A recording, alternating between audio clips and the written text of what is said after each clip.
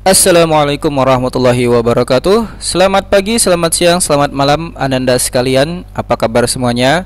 Mudah-mudahan dalam keadaan sehat walafiat. Baiklah, dalam pertemuan kali ini kita akan membahas materi fluida statik berikutnya, yaitu tentang prinsip Pascal atau hukum Pascal. Nah, hukum Pascal ini sangat banyak sekali manfaatnya dalam kehidupan sehari-hari. Biasanya ini berhubungan dengan yang namanya hidrolik. Baiklah, sebelum belajar, marilah kita berdoa dulu supaya diridhoi Allah Subhanahu wa taala. A'udzubillahi minasyaitonirrajim. Bismillahirrahmanirrahim. Raditu billahi rabbah wa bil islami dinah wa bi Muhammadin nabiyya wa rasula. Rabbi zidni ilma warzuqni fahma. Amin. Dan bersalawat dulu kita ya. Allahumma shalli ala Muhammad, ya Rabbi shalli alaihi wasallim. Oke, pada pertemuan sebelumnya kita sudah membahas tentang tekanan, bahwa fluida itu memberikan tekanan pada benda-benda yang disentuhnya. Contohnya, apabila kita masukkan air ke dalam suatu wadah, maka air itu akan menekan wadah di sekelilingnya. Besar tekanan P sama dengan gaya F per luas, satuan luas. Oke, ini ya keterangannya. Nah, jadi berdasarkan prinsip Pascal, bahwa tekanan yang diberikan zat cair di dalam ruang tertutup akan diteruskan ke segala arah dengan besarnya yang sama. Artinya, kalau kita memberikan tekanan di sisi kiri 5, nanti tekanan di sisi kanan juga 5. Ini sedikit ilustrasi.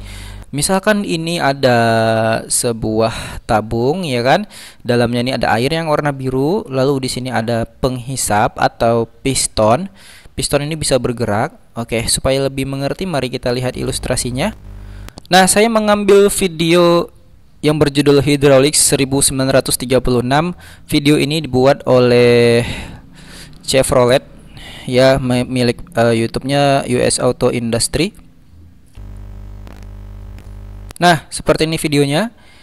Ya, jadi ada dua piston di sebelah kiri dan di sebelah kanan. Di antara piston kiri dan kanan ini ada air cairan ya. Ini di dalam tabung yang tertutup. Jadi kan kata si Pascal, apabila ditekan di sisi kiri, maka air yang ditekan ini akan menekan juga ke sebelah sana. Oke, kalau kita perhatikan, nah, piston yang kiri didorong tadi, piston yang kiri didorong, ya kan? Nah, kanan ke kiri. Kalau kiri didorong, maka dia akan mendorong yang kanan juga. Nah, ini juga seperti ini pipa U. Kita dorong bagian sebelah kiri, maka tekanannya akan diteruskan oleh si air tadi sehingga dia menekan yang bagian piston sebelah kanan, sehingga piston kanannya naik. Nah, kira-kira seperti itulah dia. Oke, kemudian tekanan di sebelah kiri sama dengan tekanan di sebelah kanan. Artinya tekanan yang diberikan di sini tidak akan berkurang jumlahnya hingga kemari. Nah, inilah nanti yang bisa kita manfaatkan dalam kehidupan sehari-hari. Oke, kita kembali. Nah, jadi tadi seperti ini ya. Di sisi kiri, piston yang kiri, apabila kita berikan tekanan, nanti tekanan di 1 sama dengan tekanan di 2. Kemudian kalau kita terapkan ke sebuah wadah yang berbeda, kita katakan ini wadah di sebelah kiri memiliki tekanan P1 dengan luas A1. Apabila kita tekan di sini airnya, maka airnya akan menekan ke segala arah. Nah, kemudian karena diarahkan kemari airnya, nanti si air ini juga akan menekan piston yang sebelah kanan. Dan tekanan di kiri, di 1 yang kecil, sama dengan tekanan di 2 yang besar, yang kanan. Nah, di sini luasnya berbeda ya. Luas kiri A1 yang kecil dan luas kanan A2 yang besar. Berdasarkan prinsip si Pascal, bahwa tekanan di 1 sama dengan tekanan 2, maka P1 sama dengan P2. Kemudian rumus tekanan P kan F bagi A ya. Jadi P1 adalah F1 per A1 sama dengan ini P2 F2 per A2. Oke. Nah, biasanya tadi si piston ini ya, piston ini berupa lingkaran bentuknya ya, bulat. Jadi luasnya ini adalah luas lingkaran. Nah, maka kalau kita buka lagi rumusnya, A1 rumus luas lingkaran kan pi kali R kuadrat ya. Maka A1 sama dengan pi dikali R1 kuadrat, yang A2-nya pi kali R2 kuadrat. Pi dengan pi bisa kita coret, maka rumusnya menjadi F1 per R1 kuadrat sama dengan F2 per R2 kuadrat. Ini keterangannya. Ya, F1 adalah gaya yang bekerja pada pengisap satu atau piston satu, satuannya adalah Newton. F2 gaya yang bekerja pada pengisap dua, satuannya Newton. Biasanya pengisap satu ini yang luasnya kecil dan pengisap dua yang luasnya besar. Nah, A1 luas penampang pengisap satu dan A2 luas penampang pengisap dua atau piston dua. Satuannya harus dalam meter kuadrat. Oke, nah dengan perbandingan F1 per A1 sama dengan F2 per A2, kita bisa memanfaatkannya untuk mengangkat gaya-gaya yang lebih besar. Mungkin untuk lebih jelasnya kita lihat contoh soalnya. Suatu dongkrak hidrolik terdiri atas dua tabung. Tabungnya diisi air. Jika massa mobil 1000 kg, ini mobil di sebelah kanan, yaitu di bagian piston yang besar, masanya 1000 kg. Jari-jari pengisap tabung besar 25 cm. Berarti jari-jari yang ini piston 2 adalah 25 cm dan jari-jari tabung kecil 5 cm. Jari-jari di sini 5 cm serta G sama dengan 10 meter per sekon kuadrat. Gaya yang harus diberikan agar mobil naik adalah, nah ini adalah salah satu contoh prinsip dongkrak mobil. Biasanya ini ada di tempat cuci mobil atau cuci motor gitu ya. Kalau di Medan biasanya di Dorsemir, nah gitu ya. Jadi untuk mengangkat mobil yang besar ini itu tidak diperlukan gaya yang cukup besar. Oke, apa ya maksudnya? Jadi gini, ini kan kita memerlukan mobil yang mau kita angkat 1000 kg. Nanti di bagian piston yang kecil sebelah kiri, kita tidak perlu meletakkan beban sebesar 1000 kg juga agar mobil ini bisa naik. Nah, kenapa demikian? Kita lihat secara rumus matematika ya. Oke, jadi yang diketahui pertama adalah massa mobilnya 1000 kg. Ingat ya, mobil atau beban biasanya diletakkan di piston yang besar di P2. Nah, di sini piston yang besar yang kedua. Maka gaya si mobil ya, F2, kita bilang F kan gaya berat juga ya. Nah, gaya yang dimiliki si mobil ini M kali G, massa kali gravitasi. Massanya 1000 kg, G-nya gravitasi 10, 1000 dikali 10 sama dengan 10.000 Newton. Berarti gaya di sini adalah 10.000 Newton. Jari-jari pada pengisap yang kecil R1 atau pada piston 1 di sini adalah 5 cm dan jari-jari pada piston 2 R2 25 cm yang besar. Ditanya adalah berapakah gaya yang harus diberikan di sini ya, F1 di bagian kecil piston kecil. Oke, jawab. Tadi rumusnya F1 per A1 sama dengan F2 per A2. Kita buka lagi rumusnya. Luas ini tadi pi kali R kuadrat, pi-nya kita coret habis ya. Maka rumusnya jadi seperti ini. Karena kita mau mencari besar F1, F1 sama dengan R1 kuadratnya kali silang ke atas. Menjadi R1 kuadrat per R2 kuadrat dikali F2. Oke, kita keluarkan kuadratnya. Ini karena sama-sama kuadrat, kuadratnya bisa kita hilangkan ya secara matematika. Ini matematika SMP kalau tidak salah. Maka R1 per R2 kuadrat baru dikali dengan F2. Oke, kita masukkan R1-nya 5 cm, R2-nya 25 cm. Nah, ini tidak perlu kalian ubah satuannya ke dalam meter. Kenapa tidak perlu? Karena nanti satuannya di sini mati. Kalau kalian ganti pun ke meter, ini 5 cm jadi meter, 25 cm jadi meter, nanti ini tetap perbandingannya 5 per 25. Ya, jadi tetap gunakan cm saja ini satuannya. Oke, 5 per 25 berarti 1 per 5 ya. 5 bagi 5 1, 25 bagi 5 5. Kita kuadratkan, maka 1 pangkat 2 jadi 1. Yang ini kan tadi jadi 5 ya. 5 pangkat 2, 25. Oke, kita kalikan 1 per 25 dikali 10.000 adalah 400 Newton. Nah, kalian lihat nih. Yang mau diangkat adalah 10.000 Newton di sini. Yang kita berikan hanya 400 Newton di sini. Jadi lebih ringan dia. Nah, inilah dia tadi prinsip hidrolik ini, Pascal ini. Oke, atau gini.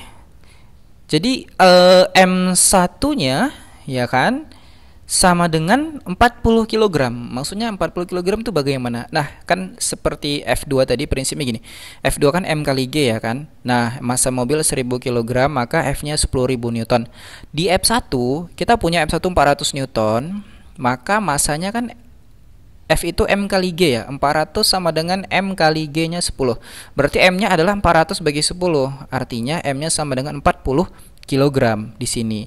Jadi gini, kalau kita letakkan di sini massa 40 kilogram, massa 40 kilogram itu mampu untuk menyeimbangi massa 1000 kilogram si mobil ini.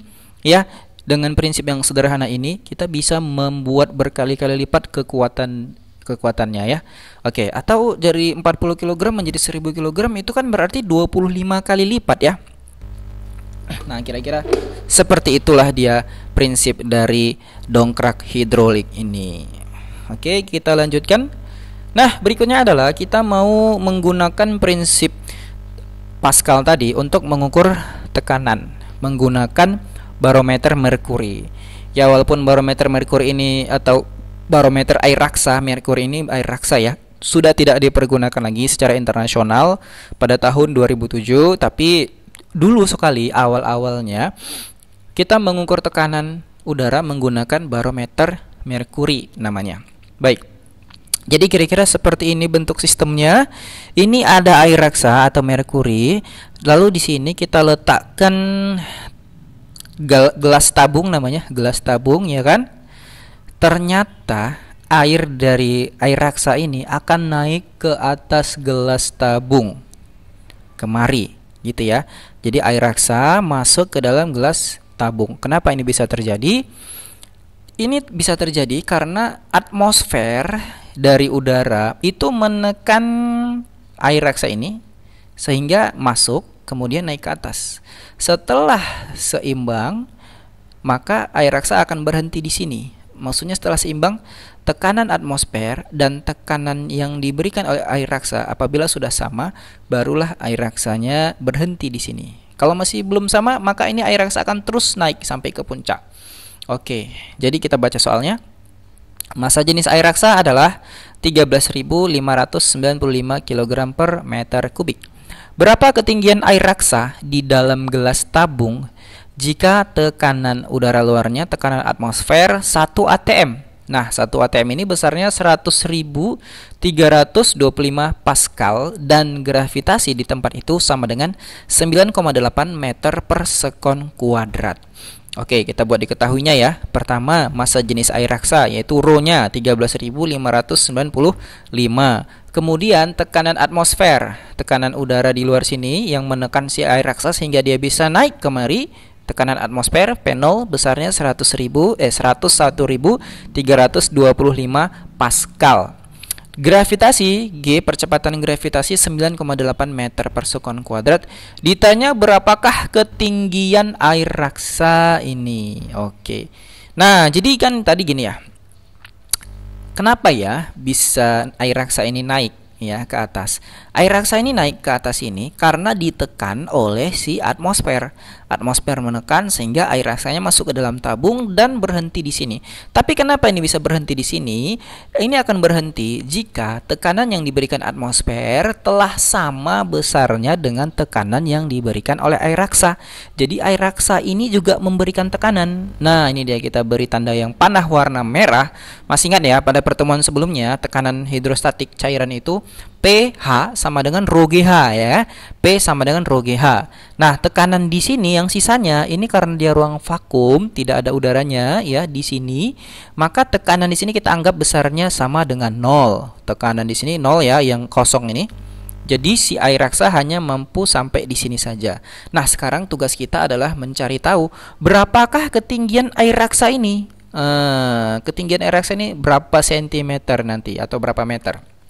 Oke, nah jadi berdasarkan prinsip Pascal tadi kita tahu bahwa tekanan di sisi luar sini, di sisi kiri sama dengan tekanan di sisi kanan yang di dalam tabung ya. Berarti tekanan atmosfer yang warna biru ini panahnya sama dengan tekanan yang diberikan oleh air raksa yang warna merah. Maka kita buat secara matematika persamaannya adalah seperti ini.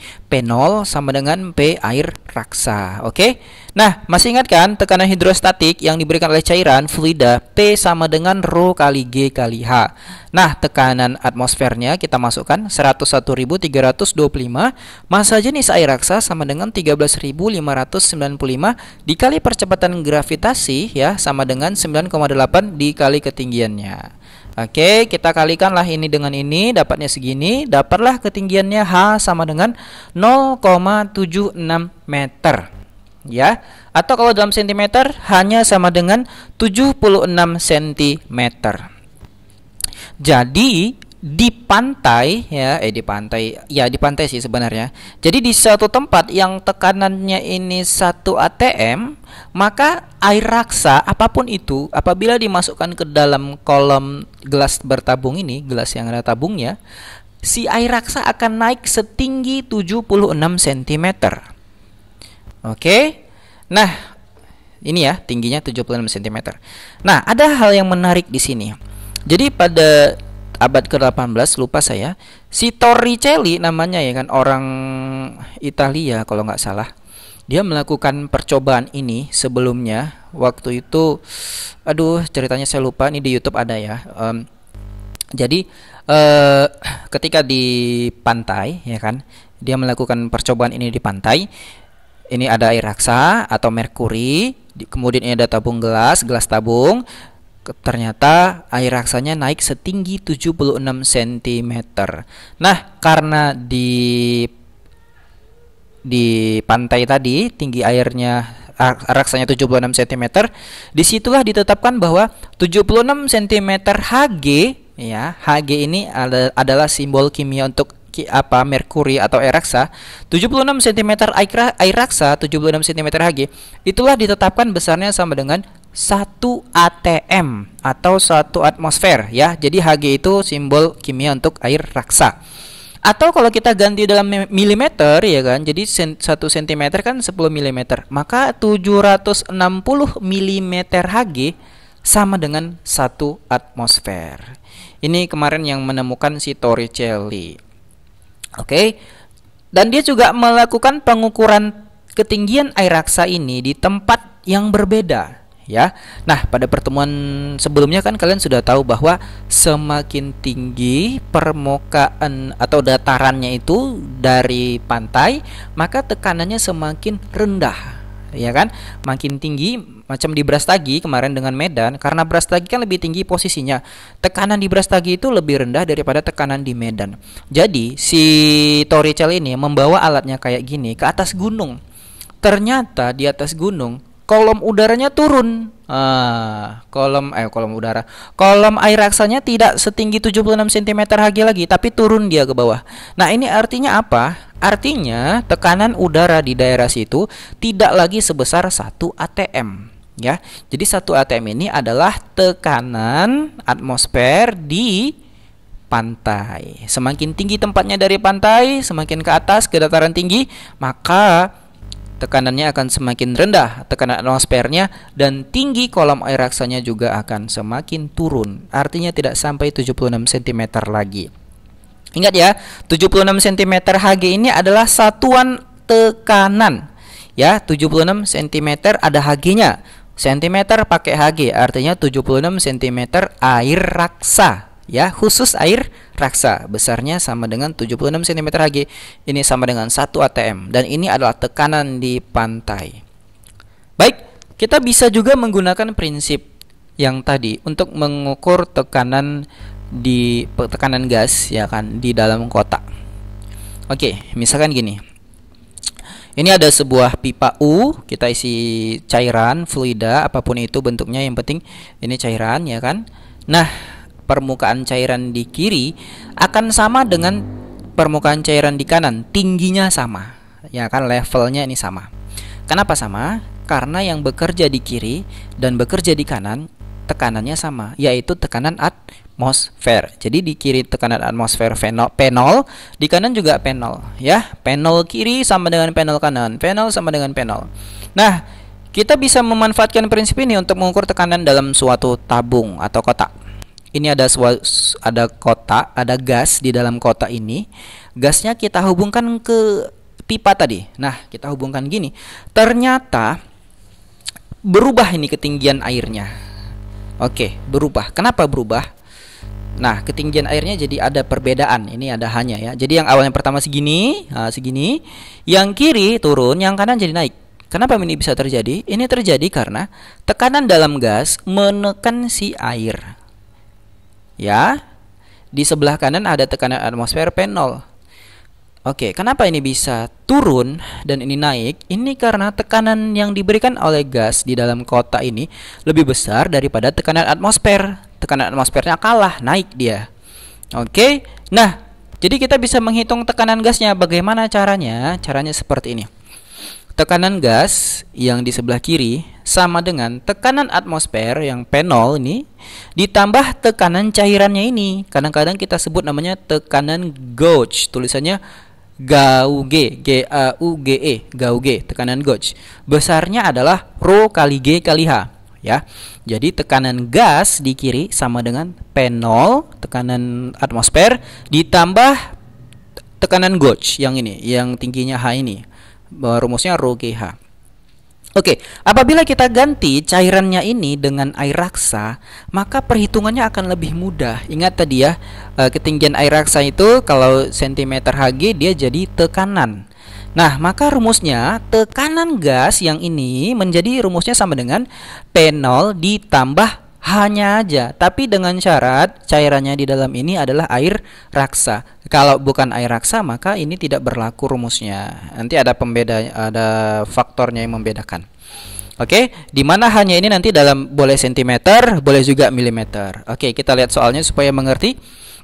Manometer tabung terbuka berisi air raksa digunakan untuk mengukur tekanan gas di dalam kotak ini.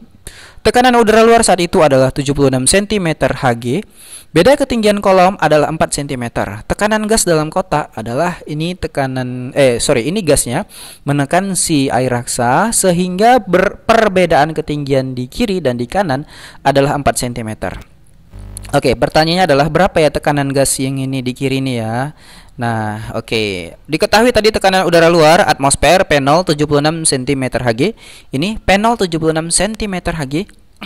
Kemudian ketinggian air raksanya 4 cm Hg, langsung saya buat 4 cm Hg artinya 4 cm air raksa gitu ya. Oke, ditanya adalah berapakah besar tekanan gas? Nah, rumusnya tadi langsung saja ya, simple dan sederhana. Tekanan gas di sebelah kiri sama dengan tekanan yang diberikan atmosfer udara luar di sini. Ya, kalau kita berikan tanda ini ada tekanan atmosfer gini kan, ditambah tekanan gauge yang ini, gauge, tekanan gauge yang ini ya. Nah, ini dia. Jadi tekanan yang diberikan oleh si gas di sini, nah ini sama dengan P0 tekanan udara ditambah H yang air raksanya. Karena udah air raksa langsung H saja ya, tekanan gauge-nya. Oke, langsung saja caranya seperti ini. Jadi 76 cm Hg, P0 di luar ditambah 4 cm Hg, langsung cm nih. Jadi langsung saja kita tambahkan P0 tambah H, P0 tambah H. Oke? Ya, maka hasilnya adalah tekanan gas sama dengan 80 cm Hg. Oke, baiklah. Sekarang kita lihat penerapannya ya. Jadi penerapan prinsip Pascal ini sangat banyak. Tadi saya bilang yang pertama adalah dongkrak hidrolik. Tadi sudah kita bahas dongkrak hidrolik. Itu biasanya di tempat pencucian mobil atau motor ya, dongkrak hidrolik. Atau ada juga yang di ini untuk menaikkan stadium atau panggung ya. Nah, kemudian yang kedua adalah mesin hidrolik. Oh, sebentar, dongkrak hidrolik ini contohnya ini untuk mendongkrak mobil itu nih, dongkrak mobil. Bentar kita lihat gambarnya. Nah, ini dongkrak mobil bermacam-macam. Intinya kalau dia dongkrak hidrolik, nah ini di sini ada cairan ya, di dalamnya ada olinya. Di sini kita berikan gaya.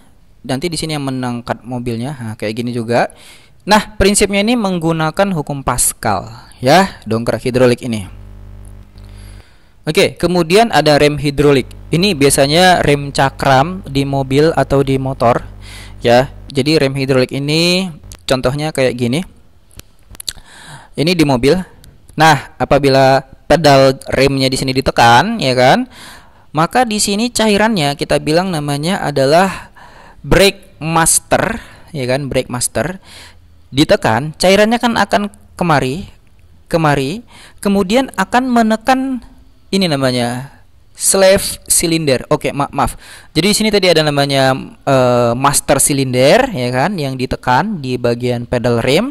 Di sini ada slave cylinder di bagian mobilnya. Jadi ketika ini yang warna kuning cairannya ditekan ya kan, maka kan dia akan mendorong si slave cylinder tadi Oh, maaf, piston ini yang warna biru. Ah, ini piston yang warna biru ada ke kanan dan ada ke kiri.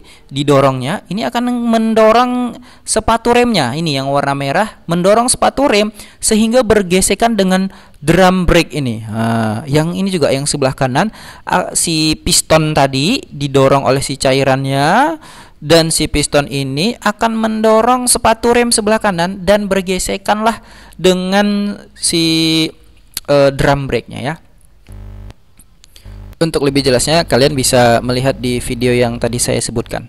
Baik, sampai di sini saja untuk materi kita pada hari ini. Terima kasih sudah berpartisipasi. Kalau ada pertanyaan silahkan ditanyakan. Lebih dan kurang mohon maaf. Assalamualaikum warahmatullahi wabarakatuh.